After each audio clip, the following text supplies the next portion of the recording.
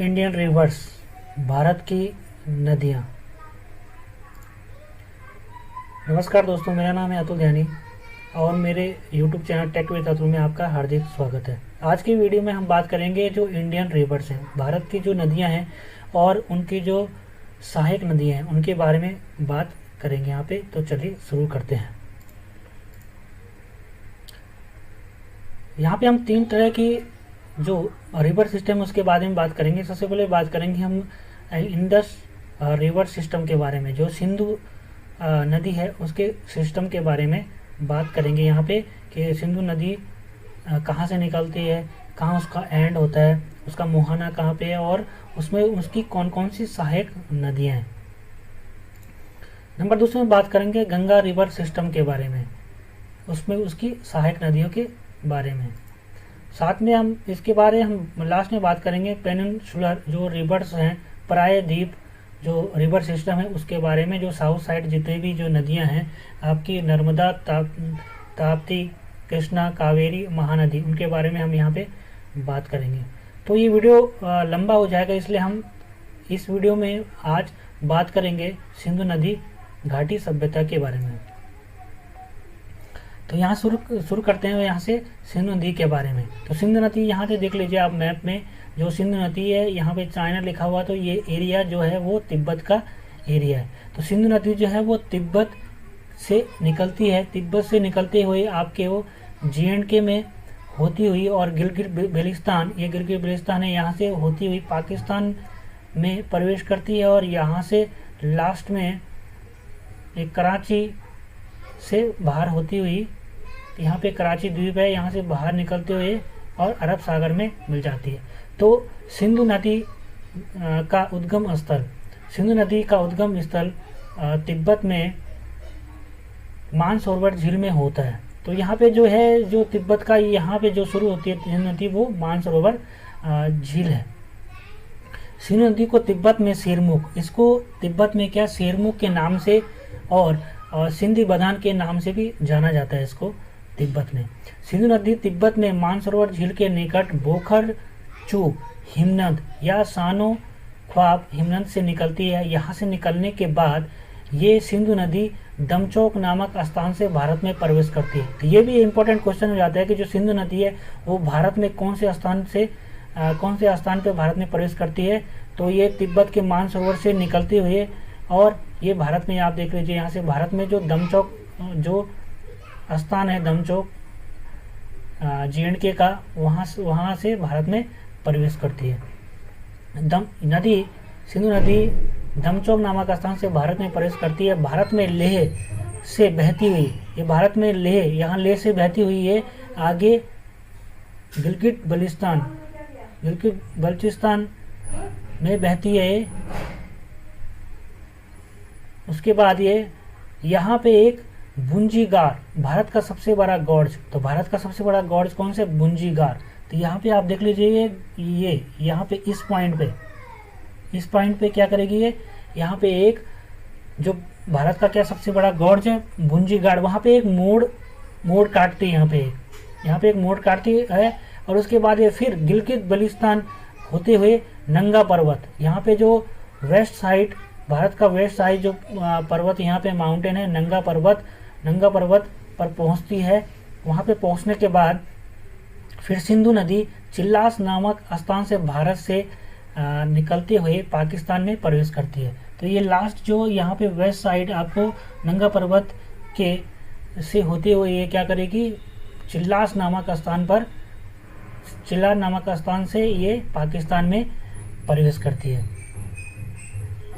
पाकिस्तान में मिठान कोट में बहती हुई, ये पाकिस्तान के मिठान कोट से बहती हुई, उसके बाद ये क्या करेगी, सिंधु नदी कराची नामक बंदरगाह, यहाँ पे जो लास्ट में क्या है, यहाँ पे पाकिस्तान का कराची बंदरगाह है। उसके बाद ये अरब सागर में जाकर मिल जाती है। तो यहाँ पे ये कराची जो बंदरगाह है, वहाँ पे एक कराची के पास यहाँ पे क्या करेगा, बंदरगाह के पास एक डेल्टा बनाती है। तो डेल्टा क्या होता है दोस्तों, डेल्टा होता है कि जब नदी बहती हुई और लास्ट में जब वो सागर में मिलती है तो उसके मिलते जो लास्ट उसका पॉइंट होता है वहाँ पे क्या करें कि बहुत सारे अपशिष्ट अपने साथ लेके बहती हुई जब आती है तो अपने साथ अपशिष्ट लेके आती है। तो अपशिष्ट क्या करेगी, वो किनारे साइड अपशिष्ट लग जाते हैं वहाँ पे, तो एक वहाँ पे डेल्टा का निर्माण वहाँ पे होता है। तो ये याद रखने वाली चीज़ है कि जो ये जो सिंधु नदी है वो भारत में कहाँ पर प्रवेश करती है, वो तो दमचौक, यहाँ पे दमचौक स्थान है, जगह है यहाँ पे प्लेस दमचौक, वहाँ पर प्रवेश करती है भारत में। और लास्ट जो आपने यहाँ देखा चिल्लास, भारत की चिल्लास नदी से बाहर हो जाती है। तो दमचौक और चिल्लास, तो दमचौक और चिल्लास ऐसे याद रखना आपने। सिंधु नदी दमचौक से भारत में प्रवेश करती है और उसका जो बाहर कहाँ से हो जाती है, वो आपका चिल्लास नामक स्थान से बाहर हो जाती है।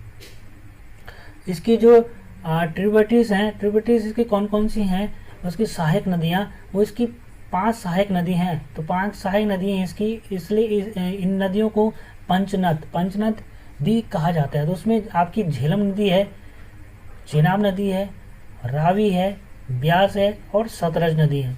तो इनके बारे में हम एक एक करके पढ़ेंगे कि कहाँ से निकल रही है और इसका मुहाना कहाँ पर है।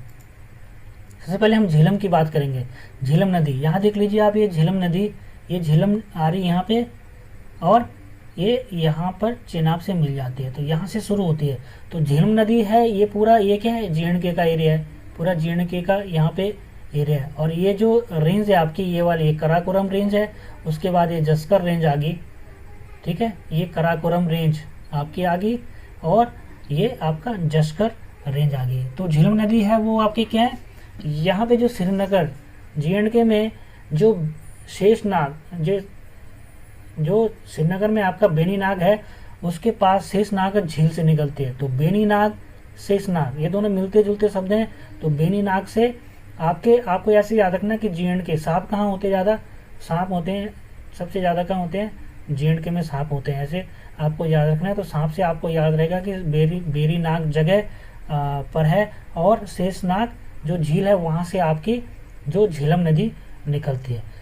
यह नदी शेषनाग झील के पास वुलर झील से बहती हुई, उसके बाद ये यहाँ से बहती हुई वुलर झील के पास भी बहती है, पाकिस्तान में प्रवेश करती है, उसके बाद ये पाकिस्तान में चली जाती है। यहाँ पे पाकिस्तान में झेलम की सबसे बड़ी सहायक नदी किशन गंगा और नीलम नदी है। तो यहाँ पे भारत में होगी झेलम और वहाँ पे होगी नीलम। तो झेलम नीलम दोनों मिलते जुलते शब्द हैं। तो आप याद रख सकते हैं इसमें कि झेलम की जो सहायक नदी है वो पाकिस्तान में कौन सी है, तो आप उसको क्या बोलेंगे, नीलम, जिसको किशन गंगा भी कहा जाता है। कहते हैं ये जो है वो किशन गंगा नीलम नदी इसकी के सहायक नदी है, जो झेलम की नदी जो झेलम नदी में मिलती है। पाकिस्तान में बहती हुई झेलम नदी, ये पाकिस्तान में झेलम नदी यहाँ से बहती हुई झेलम नदी झुंग नामक स्थान पर, ये झुंग नामक स्थान पर चेनाब नदी से मिल जाती है। तो यहाँ से देख लीजिए आप, ये झेलम यहाँ से निकली कहाँ से, JNK के जो बेनीनाग स्थान से और उसके पास जो शेषनाग झील है वहाँ से निकलती हुई यहाँ से निकल के आपके पाकिस्तान में प्रवेश करती है। और उसके बाद झेलम से एक पाकिस्तान में नदी मिल जाती है, उसको बोलेंगे किशन गंगा और नीलम नदी मिल जाती है। और उसके बाद ये क्या हो जाती है कि यहाँ पे झेलम, ये यहाँ पे झुंग नामक स्थान, ये जो स्थान है यहाँ पे जो प्लेस है पाकिस्तान का वो झुंग, तो झेलम मिल जाती है झुंग में, झौ से झेलम और झौ से झुंग। तो ऐसे याद रख सकते हैं कि जो चेनाब नदी में झेलम कहाँ पे मिलती है पाकिस्तान में, तो वो मिलती है आपकी झुंग, झौ से झेलम हो गया, झौ से झुंग हो गया, तो यहाँ पे ये पाकिस्तान में मिलती है। इसकी यहाँ से लेकर जो ये बेनीनाग झील से निकलती हुई और ये जो यहाँ पे झुंग में चेनाब नदी में मिल जाती है, तो उसकी टोटल लंबाई 725 किलोमीटर होती है। तो झेलम नदी की जो टोटल लंबाई वो कितनी है, 725 किलोमीटर है। नेक्स्ट बात करेंगे हम चेनाब नदी की। चेनाब नदी जो सबसे बड़ी नदी है इन जो पंच नदियां हैं, जो अपना सिंधु की जो सहायक नदी है पंच, वो 5 नदियों का जो पंचनद है उसमें सबसे बड़ी नदी है आपकी चेनाब। चेनाब नदी भारत के हिमाचल प्रदेश के लाहौर और स्पीति जिले के ऊपरी हिमालय में टांडी में चंद्रा और भागा नदियों के संगम से निकलती है। इसे चंद्रभागा के नाम से भी जाना जाता है। यह बारालाचा दर्रा से निकलती है। जो ये चेनाब नदी है वो हिमाचल, ये देख लीजिए आप, ये जो बाउंड्री ब्लैक ब्लैक लाइन आप देख रहे हैं, ये पूरा पोर्शन आपका क्या हिमाचल प्रदेश का हो गया। तो ये जो चेनाब नदी है वो हिमाचल प्रदेश से निकलती है। तो हिमाचल प्रदेश में कहाँ से निकलती है? ये बारालाचा दर्रा है जो हिमाचल में, बारालाचा दर्रा चेनाब नदी में वहां से निकलती है। अब बारालाचा दर्रा कैसे याद रखेंगे हम? चिनाब, चिनाब से मतलब आपको क्या चाहिए? आपको रेस्ट चाहिए। रेस्ट कितना चाहिए आपको? चैन। चिनाब मतलब चैन। आपको चैन कितना चाहिए? आपको 12 घंटे का चैन चाहिए। 12 लाचा, 12 लाचा मतलब 12 घंटे। तो 12 घंटे का क्या चाहिए हमें? चैन चाहिए। तो ऐसे याद रख सकते हैं कि जो चिनाब नदी है चैन, वो कहाँ से निकलती है? 12 लाचा, 12 घंटा। तो 12 लाचा दर्रे से निकलती है। तो हिमाचल प्रदेश की 12 लाचा दर्रे से कौन निकलती है? आपकी चिनाब नदी निकलती है। और ये दो नदियों के संगम से मिलकर चिनाब नदी बनी है, जो चंद्र और भागा नदियां हैं। तो चौ से चिनाब भी हो गया और चौ से चंद्र भी हो गया। तो ऐसे ही याद रख सकते हैं कि चिनाब नदी दो नदियों के संगम चंद्र और भागा से मिलकर बनी हुई है चिनाब नदी। तो इसके बाद ये नदी संसारी नामक स्थान से जम्मू कश्मीर में प्रवेश करती है। ये यहाँ पे आप देख लीजिए हिमाचल प्रदेश है और ब्लैक लाइन के उस साइड आपका जम्मू कश्मीर है। तो यहाँ से होती हुई चिनाब नदी हिमाचल प्रदेश से और आपका प्रवेश करेगी कहाँ पे? ये प्रवेश करेगी हिमाचल प्रदेश में संसारी नामक स्थान से, और जम्मू कश्मीर होती हुई उसके बाद ये क्या करेगी? पाकिस्तान, ये चिनाब नदी होते हुए ये क्या करेगी? पाकिस्तान में प्रवेश करती है। और उसके बाद पाकिस्तान में बहती हुई ये झुंग नामक, ये देखो झुंग, यहाँ पे देख लीजिए झुंग नामक स्थान पर मिल जाती है। ये झुंग नामक स्थान पर चिनाब नदी क्या मिल जाती है? इसमें किसमें? सिंधु नदी में मिल जाती है चिनाब नदी आपकी मिल जाती है। और ये टोटल जो चिनाब की हिमाचल प्रदेश के बारालाचा दर्रे से लेकर और झुंग नामक स्थान तक इसकी जो टोटल लंबाई है वो 1800 किलोमीटर की इसकी लंबाई है। तो ये पंचनद में सबसे बड़ी नदी है आपकी 5 नदियों में, झेलम, चेनाब, रावी, सतलज और ब्यास। इनमें सबसे बड़ी नदी कौन सी है? चेनाब नदी है हमारी। उसके बाद बात करेंगे रावी नदी की। तो रावी नदी भी आपकी हिमाचल प्रदेश से निकलती है। तो ये तीनों नदियां जो है चिनाब, रावी और ब्यास, ये आपको तीनों नदी कहाँ से निकलती है? हिमाचल प्रदेश से ही निकलती है। तो रावी नदी कहाँ से निकल रही है देखते हैं एक बार। रावी नदी हिमाचल प्रदेश के कांगड़ा जिला के रोहतांग दर्रे के समीप हिमालय पर्वत क्षेत्र के मनाली के समीप से निकलती है। यह नदी जम्मू कश्मीर में होते हुए पाकिस्तान में जाकर चिनाब नदी में मिल जाती है। तो ये क्या है? यहाँ पे रावी नदी जो है वो हिमाचल प्रदेश से निकल रही है। कहाँ से निकल रही है? रोहतांग दर्रे से निकल रही है। तो रौ से रवि और रौ से रोहतांग, ठीक है? रौ से रवि और रौ से रोहतांग, ऐसे याद कर सकते हैं आप। तो रवि और रोहतांग दर्रे से निकल रही है और रोहतांग दर्रा कहाँ? हिमाचल प्रदेश में। ऐसे भी इससे आपको ये भी याद रहेगा कि रोहतांग दर्रा कहाँ पे हमारा? हिमाचल प्रदेश में है। तो हिमाचल प्रदेश कांगड़ा जो जिला है उसमें रोहतांग दर्रा पड़ रहा है। तो ये जो रावी नदी है वो यहाँ हिमाचल प्रदेश रोहतांग दर्रे से निकलती है, पाकिस्तान में प्रवेश करती है और उसके बाद ये झेलम में मिल जाती है। तो इसकी टोटल जो लंबाई है आपकी हिमाचल प्रदेश रोहतांग से लेकर और जो अपना जब तक ये झेलम में जब तक ये चेनाब में मिलती है, इसकी लंबाई 720 किलोमीटर है। नेक्स्ट जो ब्यास नदी है, ब्यास नदी इन पंचनद जो 5 नदी है उनमें से एक नदी ही ऐसी है जो भारत में ही निकलती है और भारत में ही इसका समापन है, मतलब भारत में ही दूसरी नदी में मिल जाती है। बाकी क्या होंगी? बाकी भारत में निकलती हैं कुछ नदियां और कुछ आपके तिब्बत से निकलती हैं और पाकिस्तान में जाकर ये कुछ चेनाब में मिल जाती हैं और बाकी ये चेनाब क्या? सिंधु नदी में मिल जाती है। तो ब्यास नदी क्या है? ब्यास नदी मध्य हिमाचल प्रदेश में हिमालय के रोहतांग दर्रे के, तो ये जो आपकी ब्यास नदी है और रावी नदी है दोनों क्या? रोहतांग दर्रे से निकलती है। तो ये जो ब्यास नदी आपकी क्या है? वो रोहतांग दर्रे के पास ब्यास कुंड से निकलती है, ठीक है? ब्यास कुंड से निकलेगी और उसके बाद ये क्या? यहाँ से निकलने के बाद ये ब्यास से निकलते हुए और यहाँ लग गया आपका पाकिस्तान, ये पाकिस्तान। तो ये पाकिस्तान, उसके बाद पाकिस्तान कहाँ? पंजाब में कपूरथला हरिके नामक स्थान पर सतलज नदी से मिल जाती है। तो ब्यास नदी है वो क्या है? हिमाचल प्रदेश से निकलती है, रोहतांग दर्रे के व्यास कुंड से निकलती है और ये व्यास कुंड से निकली और यहाँ पे ये यहाँ से सतलज आ रही है, ये तिब्बत से होते हुए यहाँ से सतलज यहाँ आई और ये ऊपर से आके इसमें ब्यास इसमें यहाँ पे मिल गई है ब्यास नदी। तो ब्यास नदी जैसे मैंने पहले बताया कि ब्यास नदी एकमात्र नदी है जिसका प्रारंभ और समापन भारत में है और इसकी लंबाई के 470 किलोमीटर की इसकी लंबाई है। ये देख लीजिए आप, सतलज नदी जैसे सिंधु नदी तिब्बत से होके निकल रही है, वैसे सतलज नदी भी तिब्बत से होके निकल रही है और उसके बाद इंडिया में प्रवेश करते हुए आपकी जो प्रवेश करेगी ये पाकिस्तान में। सतलज नदी तिब्बत में मानसरोवर के निकट राक्षस ताल हिनल से निकलती है। तो ये जो सतलज नदी है वो कहाँ से निकल रही है, आपकी राक्षस ताल ग्लेशियर से निकलती है जो कि तिब्बत में है। तो ऐसे याद रख सकते हैं आप कि राक्षस ताल जो हिमनद है वो कहाँ पे आपका तिब्बत में है। यह नदी भारत में हिमाचल प्रदेश के किन्नौर जिले के सिपरी दर्रे से प्रवेश करती है। तो ये जो सतलज नदी वो कहाँ प्रवेश करेगी भारत में, तिब्बत से होते भारत में कहाँ प्रवेश करेगी, सिपरी जो दर्रा है, जो सिपरी दर्रा है उसमें आपके हिमाचल प्रदेश में ये प्रवेश करेगी। फिर हिमाचल प्रदेश के भांगड़ा से, हिमाचल प्रदेश के बाद ये कहाँ निकल रही है, कहाँ जाएगी ये अपना पंजाब में जाएगी। कौन से स्थान से, हिमाचल के भांगड़ा से ये पंजाब में नागल में बहती है। तो हिमाचल प्रदेश के भांगड़ा से ये आपके पंजाब के नागल में बहती है। फिर हरिके में बहती हुई, फिर ये पंजाब में हरिके में बहती हुई पाकिस्तान में बहावलपुर नामक स्थान पर चिनाब में मिल जाती है। तो ये जो सतलज नदी है वो आपके हिमाचल प्रदेश में होते हुए भांगड़ा से बहते हुए फिर पंजाब में आपका नागल से बहते हुए पाकिस्तान में बहावलपुर से बहती हुई चिनाब नदी में मिल जाती है आपकी।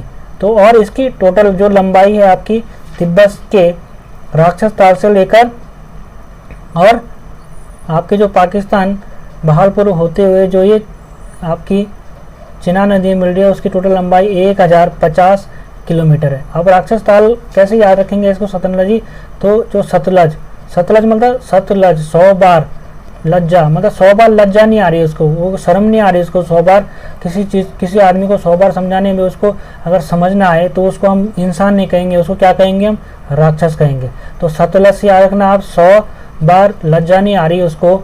और क्यों नहीं आ रही, अगर नहीं आ रही उसको तो क्या होगा, तो वो इंसान नहीं, वो क्या राक्षस है। तो सतलज कहाँ से निकल रही है, आपकी राक्षस ताल हिमनद से, जो आपका कहाँ पे आपका जो तिब्बत में है।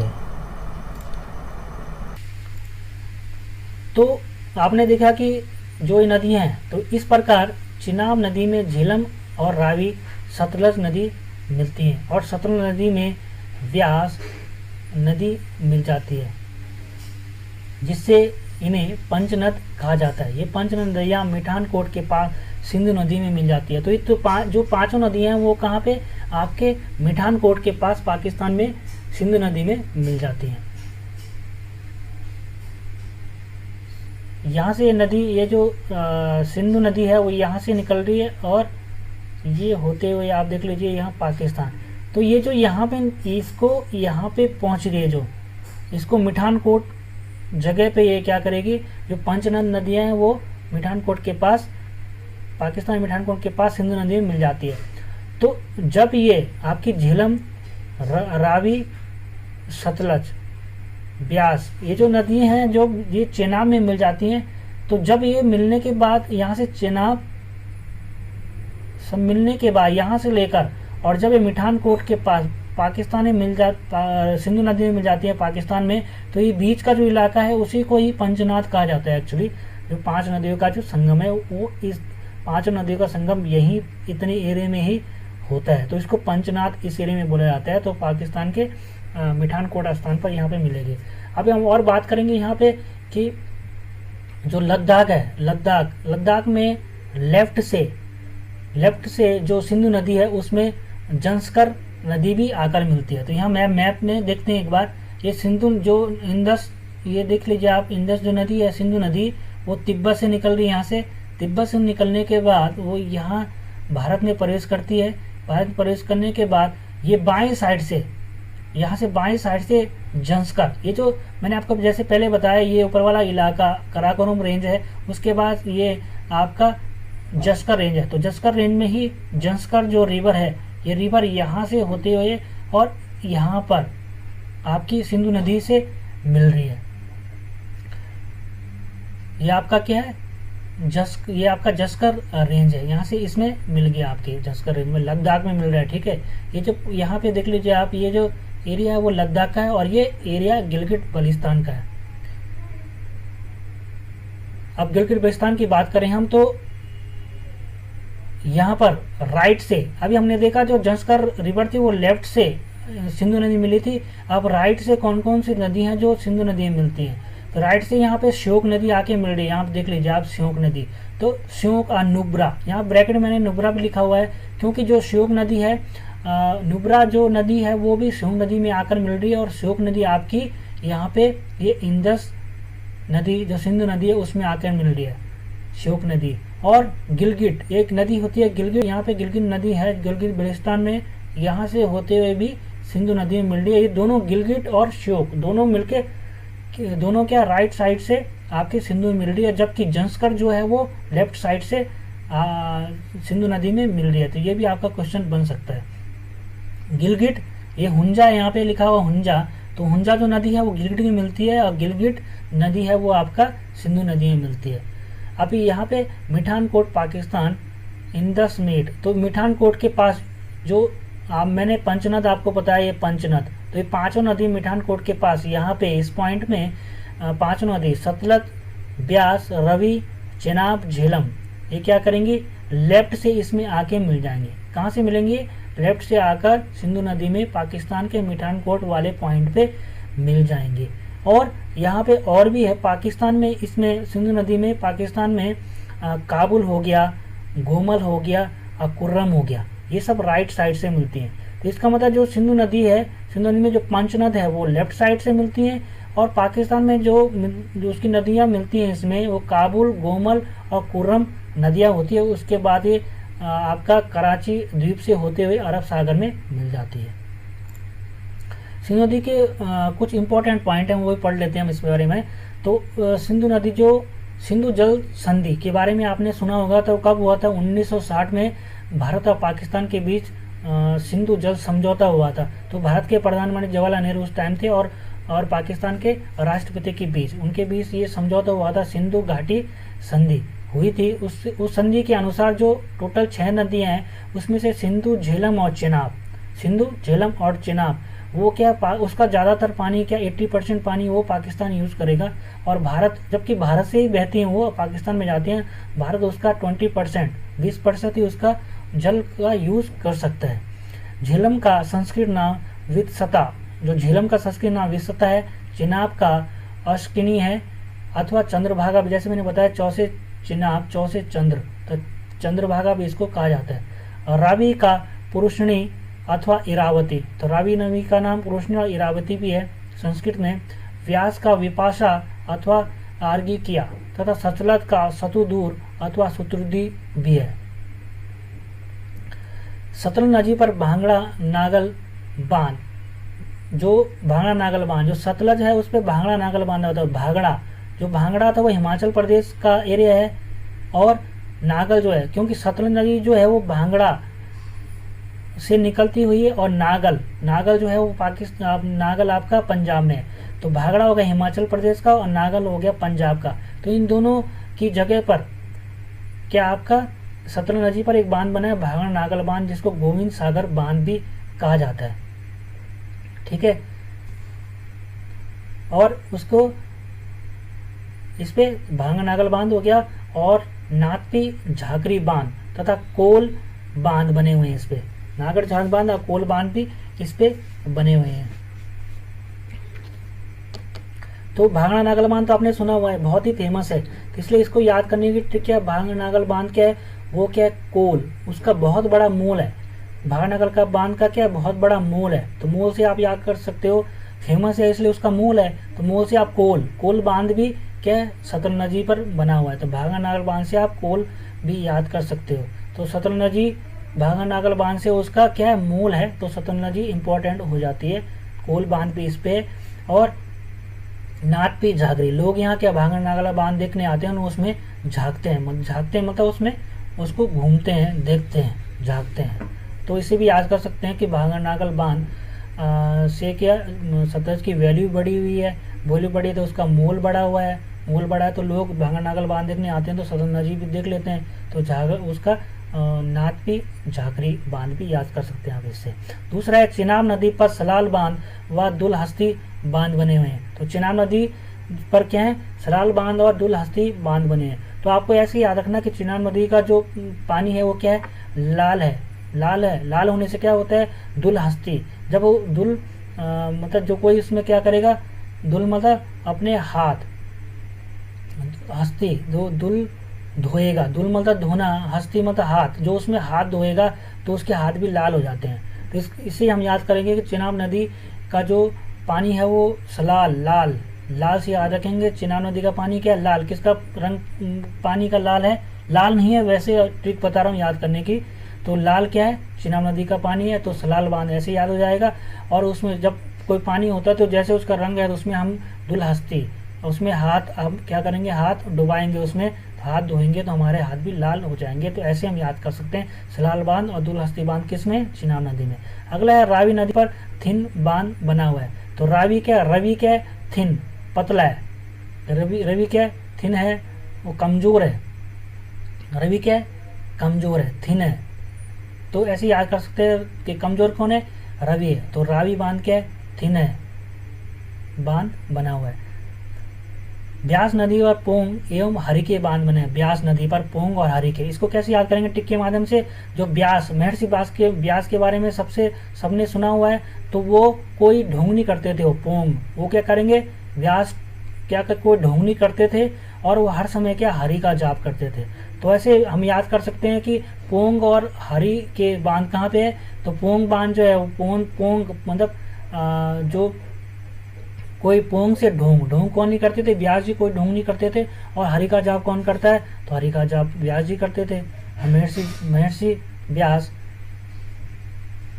तो ऐसे याद कर सकते हैं कि व्यास नदी पर पोंग और हरि के बांध बने हैं। चिनाब नदी के को हिमाचल प्रदेश में चंद्रभागा के नाम से जाना जाता है। यह सिंधु नदी की सबसे सहायक नदी है। जैसे मैंने पहले बताया कि सिंधु नदी की सबसे सहायक नदी जो है वो चिनाब नदी है, क्योंकि सभी जो नदियाँ आपकी झेलम, ब्यास और सतलज, ये जो नदियाँ आपकी वो सब चिनाब नदी में आकर मिलती हैं और चिनाब नदी आपके सिंधु नदी में आकर मिल जाती है झुंग नाम का स्थान पर। तो झेलम नदी भारत पाक की सबसे लंबी सीमा बनाती है। भारत पाक की सबसे लंबी सीमा कौन बनाती है, आपकी झेलम नदी जो है भारत पाक की सबसे लंबी सीमा बनाती है। तो यहाँ पे हमारा वीडियो खत्म होता है। अगर ये वीडियो आपको पसंद आए तो इस वीडियो को लाइक, शेयर और कमेंट करें। ये वीडियो बहुत ही इम्पोर्टेंट हो जाता है। जो बच्चे अपने कॉम्पिटिटिव एग्ज़ाम दे रहे होंगे या अपने एग्ज़ाम की पढ़ाई कर रहे होंगे, उसके लिए भी ये इम्पोर्टेंट हो जाता है। साथ ही साथ ये अपने देश के बारे में नॉलेज भी रखता है, जो भी सभी के लिए इम्पोर्टेंट हो जाता है। तो ये वीडियो ओवरऑल सबके लिए ही इम्पोर्टेंट है। तो ये अपनी वीडियो पसंद आए तो इसको लाइक, शेयर और कमेंट जरूर करें। Thank you. जय हिंद, जय भारत।